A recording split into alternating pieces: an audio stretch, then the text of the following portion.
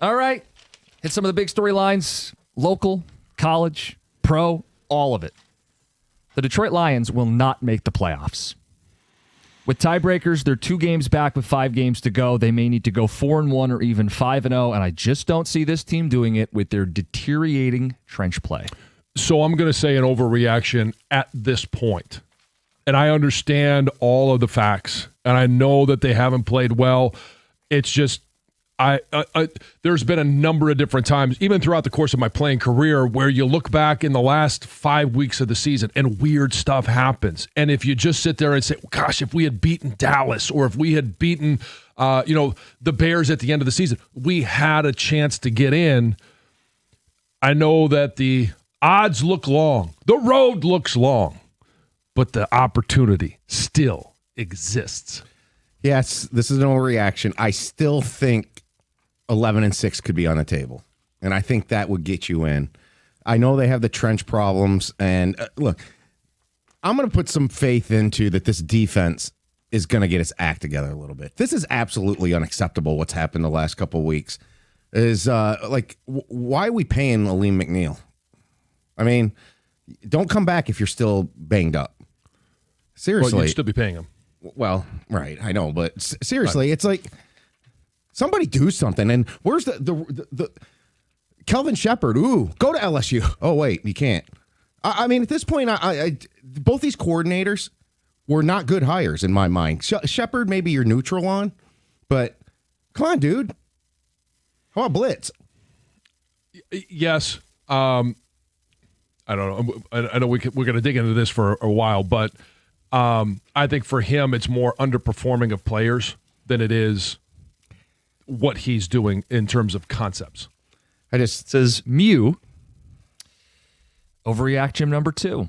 Shirtless Ben Jansen will go to a Super Bowl before Dan Campbell. Look, it could even be this year. They went into Philadelphia and ran for 300 yards.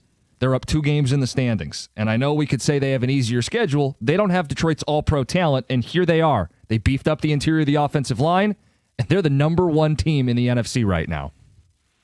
I think at this point it's an overreaction. I know that they're going to be in the postseason this year. Looks like I'm not ready to say that their quarterback is ready to win in the postseason. Things change quite a bit.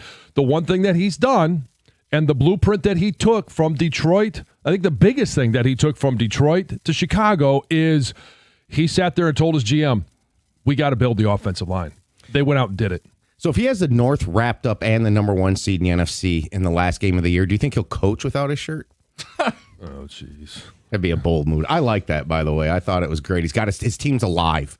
There's life in that locker room right now. Sure, there's a time for that, and maybe when the cameras aren't on, I don't think any grown man should go shirtless at that point, but that's just me. No shirt, no shoes, no service.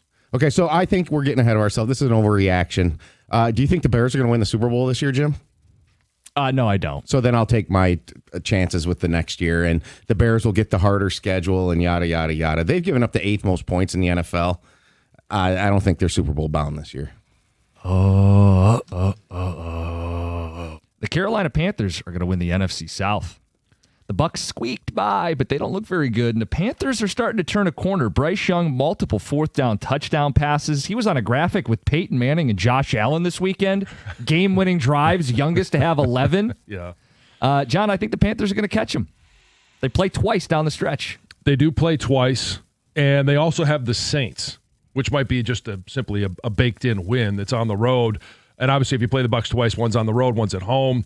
But they also play the Seahawks. Obviously, if they can even split with the Bucs, I think they'll end up winning this division. The Bucs are just too banged up. I think this is an overreaction. I'm still a Tampa believer. Tampa still has on the schedule the Saints, Falcons, Dolphins, and Panthers twice. To me, that you're getting a 10-11 wins there. You'll win the division. I'm not going to overreact to yesterday's win over the Rams, although that was quite stunning. And this league right now is a crapshoot. To me, just get in the tournament and take your chances this year. Texas A&M will be one and done in the college football playoff. They are 1-1 against the current top 25.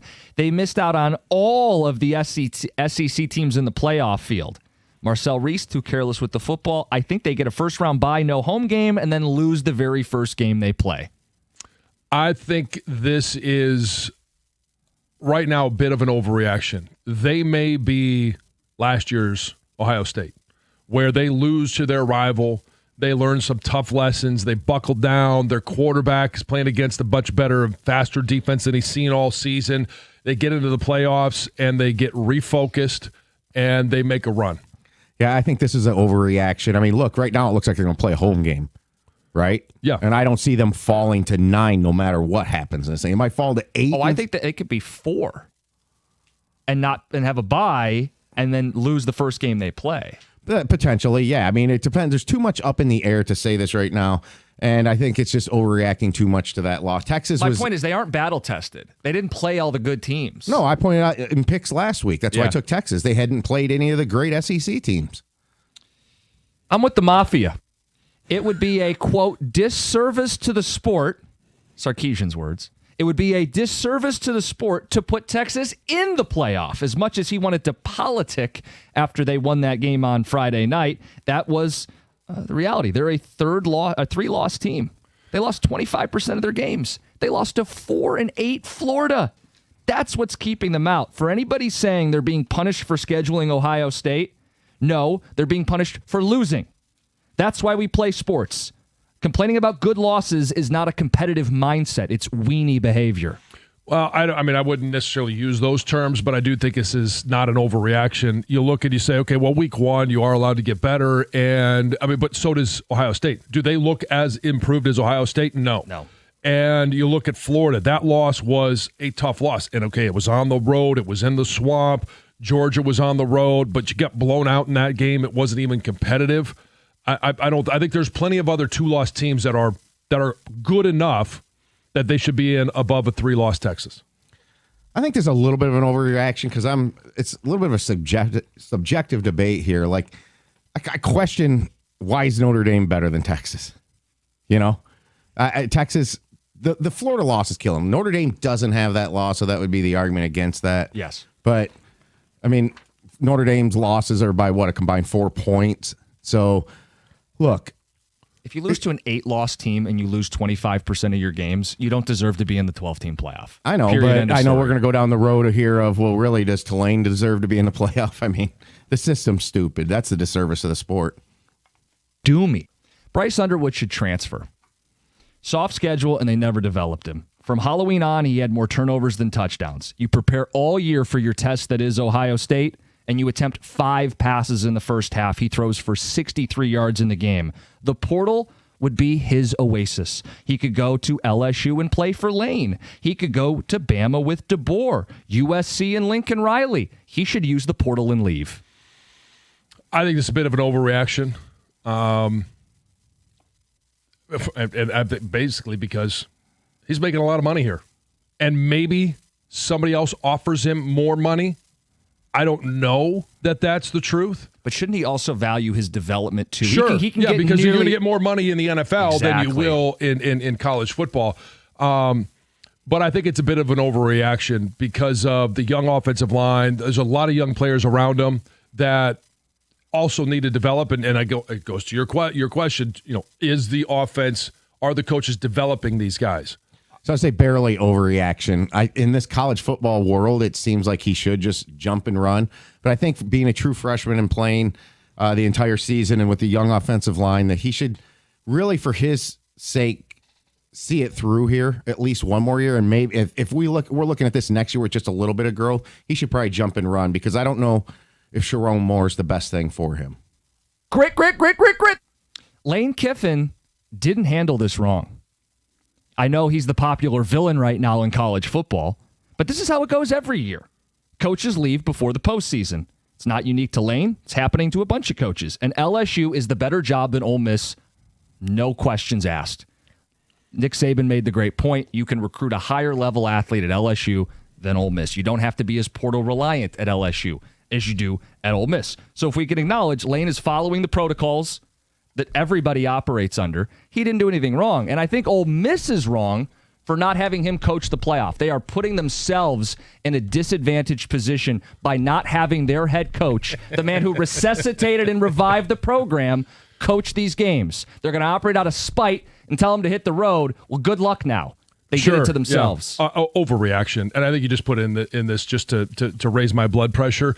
When you sign up as a college football coach, you know everything that comes with it. When you sit in those living rooms and say, yeah, if your son comes to Ole Miss, whether through the portal or through recruiting, and we're gonna go win a national championship, and then you have that chance, and then your coach bolts, you sign up, you know that the schedule, you know the calendar, you know all of those different things, and then you're gonna leave your kids that you brought in high and dry. It's not an ideal situation. He offered to coach them. They said no.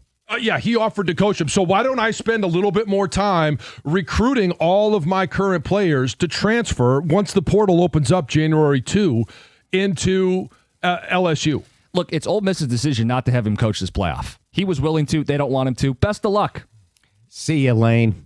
No way should he coach this team. This is a major overreaction, and I know it's a different sport, but I'll point out Bo told Bill to hit. Guess what? They won the freaking championship. Give me another example of a team going into limbo into a situation here, and what turned out.